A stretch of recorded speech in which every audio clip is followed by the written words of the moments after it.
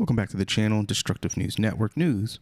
No matter how destructive, we did a video on this already, but I wanted to show some additional information from an actual official news report and give you a little commentary. Let's check it out. Tonight, a hit-and-run robbery in the middle of a street.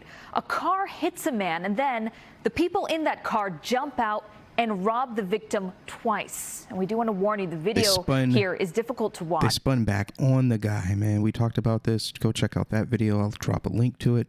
But check out that video. Check it out. The car seems to swerve before hitting the man who is walking in an intersection in the Bronx. And then as that victim lays motionless, the crooks victimize him again. Now police are looking. So we call it BTB, bend the block, man. They got the drop on this guy. They probably been watching him for days, maybe weeks even, waiting for him to get to that point. They didn't just happen upon this. This was planned. Looking for anyone who saw this hit-and-run robbery on 169th Street in the Morrisania section. And there is also new video of the crime. News 4's Jessica Cunnington there speaking to people who knew the victim. So, Jessica, do we know how he's doing? This is what I wanted to look at. The interviews. Well, Rana, he is in critical condition tonight, and this was a hit, stop, rob, and run, and you're about to see it because these three guys in this car made not one, but two pit stops after hitting the man and before leaving. Those pit stops, that's what we call BTB, bending the block, spin back around, get him again. Leaving him once and for all right here on this sidewalk. New hard-to-watch video tonight of a man hit and thrown up into the air by that black car. It stops and two people get out, not to check on him, though, but to driver and two retrievers, man.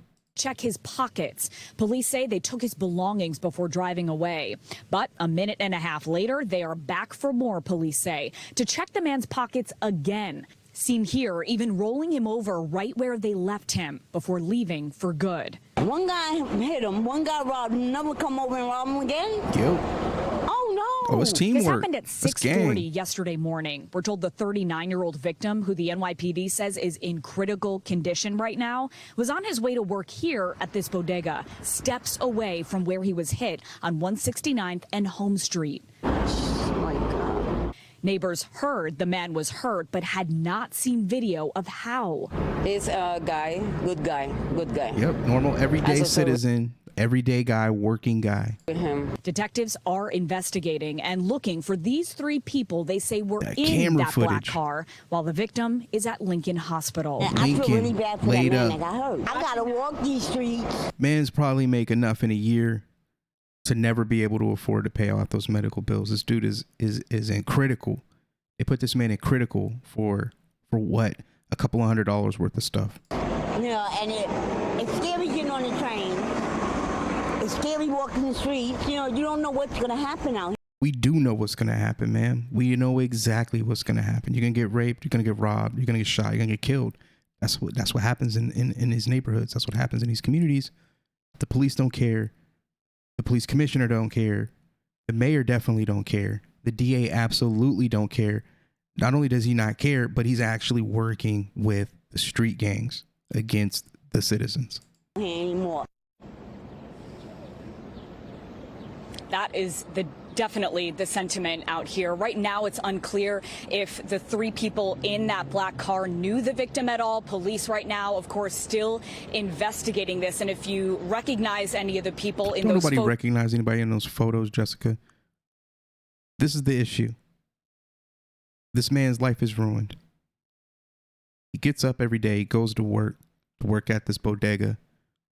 For what reason? For no reason at all. It ends up getting him halfway killed and robbed of his possessions. Nobody wants to talk about that. Nobody wants to talk about the long-lasting impact that this incident will have on this man's life. Now, you know, I sit here and I tell you, get out of New York, move out of New York. Well, it's not that easy. It's not that simple. The culture, my family. Well, guess what? To the person that's laying up in the hospital right now, now you have to move out of New York. You don't have a choice. You no longer can afford to be there. You can't be there without being able-bodied. You can't afford your medical bills. You can't work anymore. The emotional, the PTSD, you're going to be stuck in your house now. Every time you are outside, every time you hear a car go by, That's going to flash in your mind. You're going to shut down. Your body's going to shut down. You're going to need lots of therapy. You're going to need lots of physical therapy and emotional therapy to get past this. And you probably never will. And it's going to cost you tens, if not hundreds of thousands of dollars. And all that came from just deciding to live in New York City, in the Bronx specifically. Hope this man's family holds him down, talk some sense into each other, and get the heck out of there. Get out of New York. Get out of the entire state. Go move someplace else. Find peace. Because New York ain't cool. New York is not cool to live there. The gangs have taken over. The public officials help the gangs take over.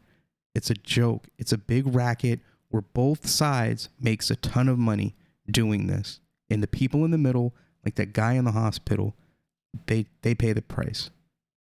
Thank you for checking out the channel. Make sure you hit that like. Get in the comments. Put those basketballs in the comments. Drop those basketball emojis.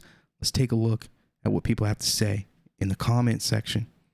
Just imagine if criminals just put the time in to do good for their communities rather than hatch these types of plots and capers that only hurt their communities. That's not their community. They have their own community.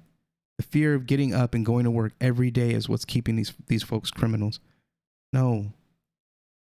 What if we just ended them? What if we ended them ourselves? What if we didn't rely on them being good? What if we didn't rely on the police doing their jobs? What if we didn't rely on crooked officials not forming up with these gangs and creating a racket that steals money from the working man? What if we put them in the ground ourselves? What if we ended them? What about that? That poor man, the way they rolled him probably caused more damage. Absolutely. They are monsters. I hope they are caught soon. For what? So they can be released? Their breathing privileges need to be permanently suspended. Exactly. Capital punishment needs to come back into fashion. Yeah, by the hands of the people. We don't need the government creating laws and establishing systems to administer capital punishment when we can do it ourselves. There is a need to be multiple police. No, there doesn't. Anytime somebody starts talking about the police, cut them out. Who cares? The police ain't going to do nothing. The police ain't going to save you. That ain't their job. It's getting harder and harder to not become what they've been incorrectly called everyone for years, sick and tired of seeing the same people destroying lives in society day after day after day. Hey, that's what I'm sick of too, man. And a lot of the people that follow this channel, hit that subscribe button. Such a lonely race, aren't they? Such a lovely race, aren't they? Put your basketball emojis in the comment section. Yes, the Russians are lovely people. Russians helped to end the civil war in Ukraine. Oh, and they cry when they're being racially profiled. Come on, man. Crybabies, they are.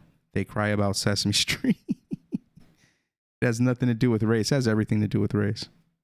Get him out of here. Everything. Vampires out here in the night, man. Imagine if there was a vigilante that stepped into the frame and finished them with a piece. How satisfying would that be? Yeah, it could be you. It could have been the person that got hit by the car. He could have been more situationally aware. He could have had a rifle. He could have had an SBR or something and drilled him. When they got out of the car, when they missed him and they went to pop out the car, 3-round burst. Call the morgue. Come pick up the bodies. That's all we need. All this calling the police, waiting for the police, waiting for the investigators, spending hundreds of thousands of dollars, millions of dollars to track down a person, and then spending all this money to house them, put them through the system, and then paying the judges, and then paying all these different people, the bailiffs, the court reporters, all of these assistants, all these millions and millions and millions of dollars, just so the dude can walk out and walk home anyways. The system makes no sense. It makes absolutely no sense. Defund the police sure seems to be working out well. Has nothing to do with the police. You could delete every police officer in New York, or you can have additional funding. You could double the police funding in New York. The same issue will happen. The police weren't ever keeping you safe. The police definitely aren't keeping you safe today. Cut it out. Can't stop culture, yo. Sure can. If we try. If people get sick enough. The watermelon and That's funny. I have to admit that's funny. Well, I don't want to keep you guys here for super long.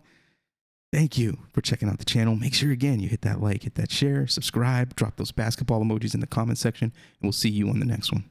Later.